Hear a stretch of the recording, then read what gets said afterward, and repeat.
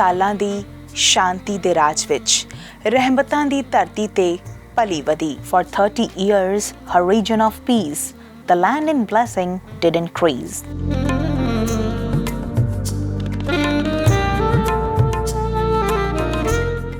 ते ਉਹ ਹਰ ਜ਼ੁਬਾਨ ਵਿੱਚ ਨਿਵਾਜ਼ੀ ਗਈ, ਮਾੜੇ ਚੰਗੇ ਬਜ਼ੁਰਗ ਜਾਂ ਜਵਾਨ ਤੋਂ. And she was blessed by every tongue, by thin and gentle, old and young.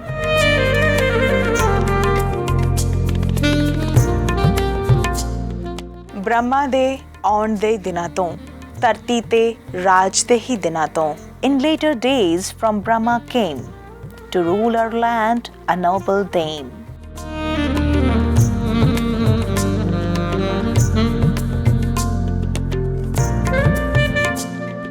कोमलता भरिया हिरदा ते चेहरे ते नूर, ते अहिल्या उसदा नाम होया. Kind was her heart and bright her fame, and Ahilya was her honored name.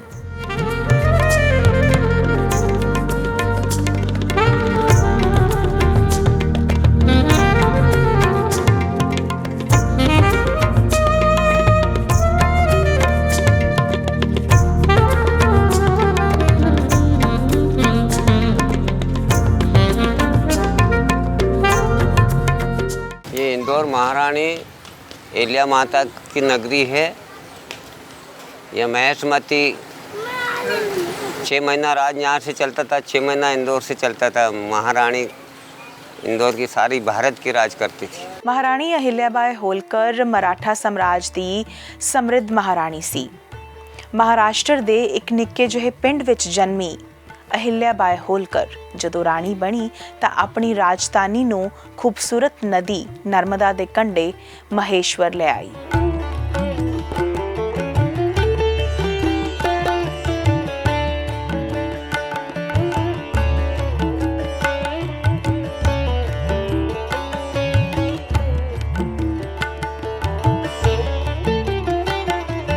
ਦੋਸਤੋ, ਮੁਗਲਾਂ ਦੇ ਪਤਨ ਤੋਂ ਬਾਅਦ ਮਾਲਵਾ ਖੇਤਰ ਦੇ ਵਿੱਚ ਹੋਲਕਾ ਵੰਸ਼ ਦੀ ਸਥਾਪਨਾ ਹੁੰਦੀ ਹੈ. ਕਿਉਂਕਿ ਇੱਕ ਨਿੱਕਾ ਜਿਹਾ ਪਿੰਡ ਸੀ ਹੋਲ, ਤਾਂ ਉੱਥੋਂ ਇਹ ਨਾਮ ਪਿਆ ਹੈ ਹੋਲਕਰ ਡਾਇਨੈਸਟੀ. ਔਰ ਜੋ ਬੇਸਿਕਲੀ ਗੁਜਰਾਤ ਦਾ ਏਰੀਆ ਸੀ, ਇੱਥੋਂ ਲੈ ਕੇ ਇੰਦੌਰ ਤੋਂ ਲੈ ਕੇ ਗੁਜਰਾਤ ਤੱਕ ਇਹ ਜੋ ਰਿਆਸਤ ਸੀ ਉਹ ਫੈਲੀ ਹੋਈ ਸੀ. ਔਰ ਇਸ ਦੇ ਸੰਸਥਾਪਕ ਸਨ ਮਲਹਾਰ ਰਾਓ ਹੋਲਕਰ.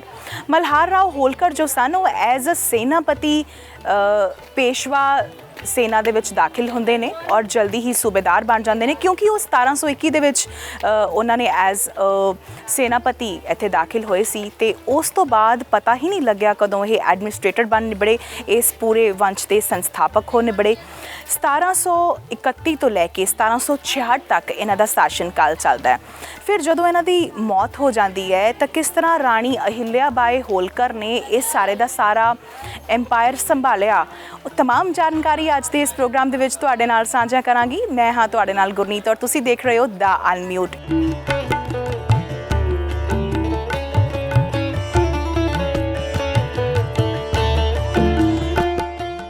ਰਾਣੀ ਦੇ ਰੂਪ ਦੇ ਵਿੱਚ ਸਿੰਘਾਸਨ ਸਾਂਭਣ ਤੇ ਉਹਨਾਂ ਨੇ ਠੱਗਾਂ ਤੋਂ ਛੁਟਕਾਰਾ ਪਾਉਣ ਦੇ ਲਈ ਇੱਕ ਮੁਹਿੰਮ ਚਲਾਈ. ਉਹਨਾਂ ਦੇ ਯੁੱਧ ਸਮੇਂ ਦੇ ਕਿੱਸੇ ਪੁਰਾਣਿਕ ਹੋ ਨਿਪੜੇ. ਰਾਣੀ ਅਹਿल्याबाई ਹੋਲਕਰ ਬਹੁਤ ਹੀ ਨਿਆਂ ਪਸੰਦ ਰਾਣੀ ਸਨ ਔਰ ਇੰਨੇ ਕਿ ਉਹਨਾਂ ਨੇ ਇੱਕ ਸਰਕਾਰੀ ਕੰਮ ਦੇ ਵਿੱਚ ਆਪਣੇ ਪੁੱਤਰ ਨੂੰ ਦੋਸ਼ੀ ਪਾਇਆ ਔਰ ਉਸ ਨੂੰ ਵੀ ਮੌਤ ਦੀ ਸਜ਼ਾ ਸੁਣਾ ਦਿੱਤੀ. ਉਹਨਾਂ ਨੇ ਪੁਰਾਣੀਆਂ ਪਰੰਪਰਾਵਾਂ ਨੂੰ ਤੋੜਿਆ ਵੀ. ਡਕੈਤਾਂ ਨਾਲ ਜੰਗ ਜਿੱਤਣ ਉਪਰੰਤ ਉਹਨਾਂ ਨੇ ਇੱਕ ਬਹਾਦਰ ਪਰ ਗਰੀਬ ਲੜਕੇ ਦੇ ਨਾਲ ਆਪਣੀ ਬੇਟੀ ਦਾ ਵਿਆਹ ਵੀ ਕਰ ਦਿੱਤਾ.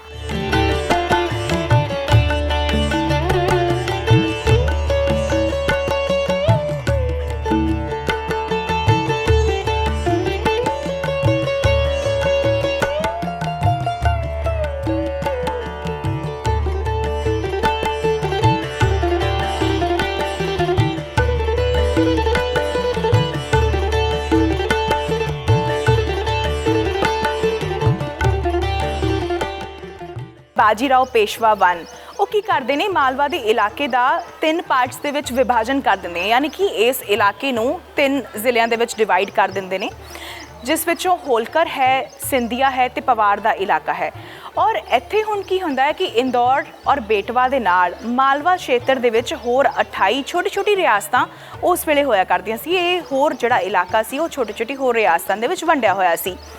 ਜਦੋਂ ਮਲਹਾਰ ਰਾਓ ਪੇਸ਼ਵਾ ਇੱਥੋਂ ਦਾ ਇੰਪਾਇਰ ਸੰਭਾਲਦੇ ਨੇ ਤਾਂ ਉਹ ਕੀ ਕਰਦੇ ਨੇ, ਉਹਨਾਂ ਨੇ ਆਪਣੀ ਇੰਪਾਇਰ ਨੂੰ, ਕਿਉਂਕਿ ਬਹੁਤ ਕੁਸ਼ਲ ਐਡਮਿਨਿਸਟ੍ਰੇਟਰ ਸਨ, ਬੜੇ ਸਕਸੈਸਫੁਲ ਐਡਮਿਨਿਸਟ੍ਰੇਟਰ ਸਨ, ਤੇ ਉਹ ਆਪਣੀ ਇੰਪਾਇਰ ਦਾ ਐਕਸਪੈਂਡ ਉਹਨੂੰ ਕਰ ਲੈਂਦੇ ਆ ਪੰਜਾਬ ਤੱਕ, ਪੰਜਾਬ ਦੇ ਇਲਾਕੇ ਤੱਕ। ਇਹ ਲੱਗਦਾ ਹੈ ਇਹੀ ਕਾਰਨ ਹੈ ਕਿ ਇੱਥੇ ਬਹੁਤ ਸਾਰੇ ਪੰਜਾਬੀ ਜੋ ਨੇ ਉਹ ਇਸ ਇਲਾਕੇ ਨੂੰ ਦੇਖਣ ਵਾਸਤੇ ਆਉਂਦੇ ਆ। ਔਰ ਇੰਦੌਰ ਦੇ ਵਿੱਚ ਜੇਕਰ ਤੁਸੀਂ ਆਏ ਹੋ ਔਰ ਤੁਸੀਂ ਰਾਣੀ ਅਹਿल्या ਬਾਈ ਦਾ ਮਹਿਲ ਨਹੀਂ ਦੇਖਿਆ ਤਾਂ ਤੁਸੀਂ ਕਿਤੇ ਨਾ ਕਿਤੇ ਕੁਝ ਨਾ ਕੁਝ ਜ਼ਰੂਰ ਮਿਸ ਕੀਤਾ ਹੈ।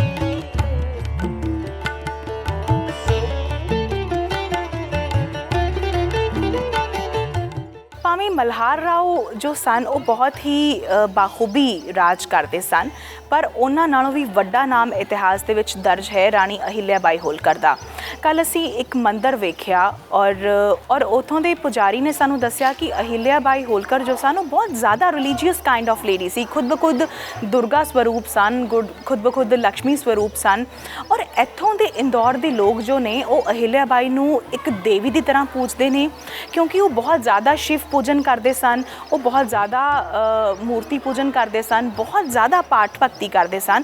ਔਰ ਇਸੇ ਕਰਕੇ ਉਹਨਾਂ ਨੂੰ ਖੁਦ ਸਾਕਸ਼ਾਤ ਦੁਰਗਾ ਦਾ ਰੂਪ ਜੋ ਹੈ ਉਹ ਕਿਹਾ ਜਾਣ ਲੱਗਿਆ। ਉਹਨਾਂ ਦੇ ਨਾਮ ਦਾ ਇੱਕ ਮੰਦਿਰ ਬਣਿਆ ਹੋਇਆ ਹੈ, ਅਸੀਂ ਤੁਹਾਨੂੰ ਦਿਖਾਵਾਂਗੇ। ਬਹੁਤ ਦੂਰੋਂ ਜਿਹੜੇ ਲੋਕ ਨੇ ਉਹ ਅਹਿल्या ਦੇਵੀ ਦੀ ਪੂਜਾ ਕਰਨ ਉਸ ਮੰਦਿਰ ਦੇ ਵਿੱਚ ਖਾਸ ਕਰਕੇ ਆਉਂਦੇ ਆ। ਔਰ ਇਹ ਮੰਦਿਰ ਨਰਮਦਾ ਦੇ ਬੈਂਕਸ ਉੱਤੇ ਸਿਟੂਏਟਡ ਹੈ। ਬਹੁਤ ਹੀ ਬਿਊਟੀਫੁਲ ਇਹ ਇੱਕ ਆਰਕੀਟੈਕਟ ਦਾ ਨਮੂਨਾ ਹੈ। ਔਰ ਜਦੋਂ ਤੁਸੀਂ ਨਵੀਂ ਜਗ੍ਹਾਵਾਂ ਐਕਸਪਲੋਰ ਕਰਦੇ ਹੋ, ਤੁਹਾਨੂੰ ਆਪਣੇ ਇੰਡੀਆ ਦੇ ਆਰਟ, ਕਲਚਰ, ਲਿਟਰੇਚਰ ਤੇ ਨਾਲੋਂ ਨਾਲ ਆਰਕੀਟੈਕਟ ਤੇ ਮਾਣ ਹੁੰਦਾ ਹੈ ਕਿ ਇਸ ਕਿਸਮ ਦੀਆਂ ਚੀਜ਼ਾਂ ਸਾਡੇ ਇੰਡੀਆ ਦੇ ਵਿੱਚ ਸਥਿਤ ਨੇ।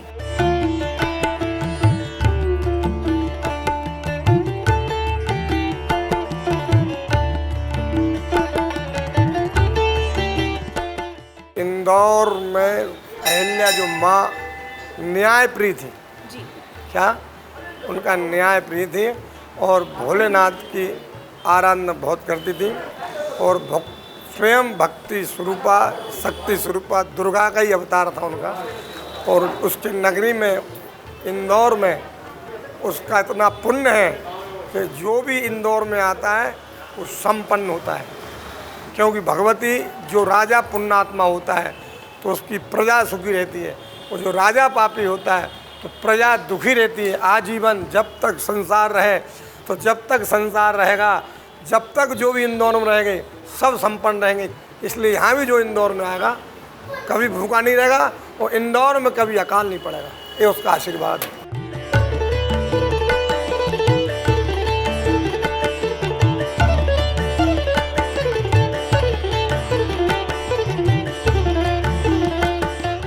ਜੀ ਦੋਸਤੋ, ਤੁਸੀਂ ਦੇਖ ਸਕਦੇ ਹੋ ਕਿ ਇਸ ਵੇਲੇ ਅਸੀਂ ਨਰਮਦਾ ਨਦੀ ਦੇ ਵਿੱਚ ਹਾਂ, ਜੋ ਮਾਤਾ ਅਹਿल्या ਦੇਵੀ ਸੀ। ਬੇਸ਼ੱਕ ਮਲਹਾਰ ਰਾਓ ਨੇ ਇਸ ਹੋਲਕਾ ਡਾਇਨੈਸਟੀ ਦੀ ਸ਼ੁਰੂਆਤ ਕੀਤੀ, ਇਸ ਦੇ ਸੰਸਥਾਪਕ ਰਹੇ, ਪਰ ਜੋ ਮਾਤਾ ਅਹਿल्या ਦੇਵੀ ਨੇ, ਮੈਂ ਪਹਿਲਾਂ ਵੀ ਦੱਸਿਆ ਕਿ ਉਹਨਾਂ ਦਾ ਨਾਮ ਇਸ ਡਾਇਨੈਸਟੀ ਦੇ ਨਾਲ ਜੁੜ ਗਿਆ। ਇੰਦੌਰ ਨੂੰ ਮੰਨਿਆ ਜਾਂਦਾ ਹੈ ਕਿ ਇਹ ਸਭ ਤੋਂ ਸੰਪੰਨ ਸ਼ਹਿਰ ਹੈ ਦੁਨੀਆ ਦਾ। ਕੱਲ੍ਹ ਪੁਜਾਰੀ ਜੀ ਵੀ ਸਾਨੂੰ ਦੱਸ ਰਹੇ ਸੀ ਕਿ ਇਸ ਸ਼ਹਿਰ ਨੂੰ ਵਰ ਹੈ ਮਾਤਾ ਅਹਿल्या ਬਾਈ ਹੋਲਕਰ ਦੇ ਕਾਰਨ, ਇਸ ਸ਼ਹਿਰ ਨੂੰ ਵਰ ਹੈ ਕਿ ਇੱਥੇ ਜੋ ਵੀ ਆਏਗਾ ਉਹ ਕਦੇ ਭੁੱਖਾ ਨਹੀਂ ਸੌਏਗਾ, ਉਹ ਸੰਪੂਰਨ ਹੋ ਜਾਏਗਾ। ਔਰ ਇੰਨੇ ਕਮਾਲ ਦਾ ਨਜ਼ਾਰਾ ਹੈ, ਤੁਸੀਂ ਸਾਨੂੰ ਦੇਖ ਸਕਦੇ ਹੋ ਮੇਰੇ ਪਿੱਛੇ ਜੋ ਅਹਿल्या ਬਾਈ ਹੋਲਕਰ ਨੇ ਉਹਨਾਂ ਦਾ ਮਹਿਲ ਹੈ, ਕਿਉਂਕਿ ਬਹੁਤ ਰਿਲੀਜੀਅਸ ਕਾਈਂਡ ਆਫ ਇਹ ਲੇਡੀ ਸਨ, ਬਹੁਤ ਜ਼ਿਆਦਾ ਪੂਜਾ ਕਰਿਆ ਕਰਦੇ ਸਨ, ਸ਼ਿਵ ਭਗਤੀ ਖਾਸ ਕਰਕੇ ਇਹਨਾਂ ਨੇ ਕੀਤੀ। ਔਰ ਮੰਨਿਆ ਜਾਂਦਾ ਹੈ ਕਿ ਇਹਨਾਂ ਨੇ ਉਸ ਵਕਤ ਸ਼ਿਵ ਨੂੰ ਪ੍ਰਸੰਨ ਕੀਤਾ। ਔਰ ਜਦੋਂ ਇਹਨਾਂ ਦੇ ਮਹਿਲ ਦੇ ਵਿੱਚੋਂ, ਇਹਨਾਂ ਦੇ ਹਰਮ ਦੇ ਵਿੱਚੋਂ ਹੀ ਇੱਕ ਰਸਤਾ ਜਿਹੜਾ ਸੀ ਉਹ ਇੱਧਰ ਨੂੰ ਘਾਟ ਵੱਲ ਨੂੰ ਨਿਕਲਦਾ ਸੀ। ਉੱਥੋਂ ਇਹ ਸਵੇਰੇ 4 ਵਜੇ ਆਸਨ ਲਗਾ ਕੇ ਨਦੀ ਦੇ ਵਿੱਚੋਂ ਵਿੱਚ ਇੱਕ ਮੰਦਿਰ ਹੈ ਜੋ ਅਸੀਂ ਤੁਹਾਨੂੰ ਦਿਖਾਵਾਂਗੇ। ਉਸ ਮੰਦਿਰ ਤੇ ਇਹ ਪੂਜਾ ਕਰਨ ਆਇਆ ਕਰਦੇ ਸਨ। ਸਵਰਨ ਚੂਲਾ ਹੈ, ਮੰਦਿਰ ਹੈ। ਸੋ ਰਾਣੀ ਅਹਿल्या ਬਾਈ ਹੋਲਕਰ ਦੇ ਨਾਲ ਬਹੁਤ ਜ਼ਿਆਦਾ ਰਿਲੀਜੀਅਸ ਕਿਸਮ ਦੀਆਂ ਜੋ ਕਹਾਣੀਆਂ ਨੇ ਉਹ ਜੁੜੀਆਂ ਹੋਈਆਂ ਨੇ। ਔਰ ਆਪਣੇ ਆਪ ਦੇ ਵਿੱਚ ਬੜੀ ਕਮਾਲ ਦੀ ਇਹ ਚੀਜ਼ ਹੈ। ਸ਼ਿਵ ਪੂਜਨ ਦੀ ਅਗਰ ਜੇਕਰ ਇਸ ਤਰ੍ਹਾਂ ਦੀ ਅਸੀਂ ਐਗਜ਼ਾਮਪਲ ਦੇਖਣੀ ਹੈ ਤਾਂ ਸ਼ਾਇਦ ਅਹਿल्या ਬਾਈ ਹੋਲਕਰ ਤੋਂ ਵੱਡੀ ਉਹਨਾਂ ਦੀ ਕੋਈ ਵੀ ਸਾਨੂੰ ਐਗਜ਼ਾਮਪਲ ਜਿਹੜੀ ਹੈ ਉਹ ਨਹੀਂ ਨਜ਼ਰ ਆਏਗੀ। ਬਹੁਤ ਕਮਾਲ ਦਾ ਨਜ਼ਾਰਾ ਹੈ। ਪਾਣੀ ਦੇ ਵਿੱਚੋਂ ਵਿੱਚ ਬੜੀ ਖੂਬਸੂਰਤ ਹਵਾ ਚੱਲ ਰਹੀ ਹੈ। ਪਿੱਛੇ ਅਹਿल्या ਬਾਈ ਹੋਲਕਰ ਜਿਹੜੇ ਉਹਨਾਂ ਦਾ ਮਹਿਲ ਹੈ, ਪੂਰੇ ਦ੍ਰਿਸ਼ ਤੁਹਾਨੂੰ ਦਿਖ ਰਹੇ ਨੇ। ਔਰ ਸਾਹਮਣੇ ਅਸੀਂ ਹੁਣ ਉਸ ਮੰਦਿਰ ਦੀ ਤਰਫ ਜਾ ਰਹੇ ਹਾਂ ਤੇ ਉੱਥੇ ਜਾ ਕੇ ਉਹ ਨਜ਼ਾਰਾ ਵੀ ਤੁਹਾਨੂੰ ਦਿਖਾਉਂਦੇ ਹਾਂ। ਆਓ।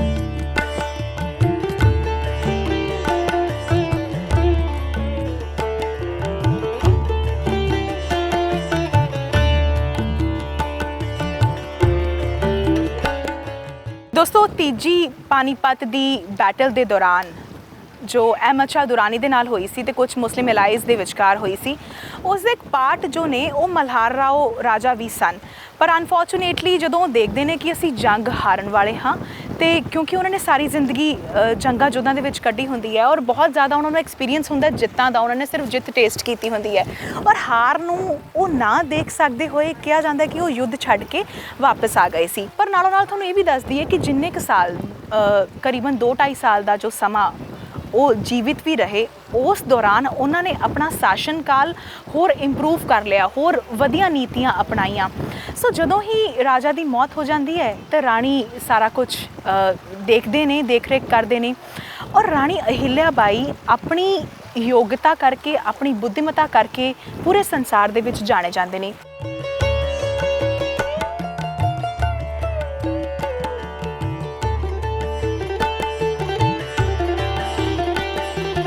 इंदौर वासी राजमाता अहिल्या बाई नूं लोक माता और देवी अहिल्या बाई होलकर दे नाम तो प्रणाम करते हैं, उन्हां दा उपकार मानते हैं और कहा जाता है कि ये देवी अहिल्या बाई होलकर दा ही एक प्रताप है कि अज इंदौर इंडिया दा सब तो क्लीनैसट ते सब तो समृद्ध शहर बन गया है।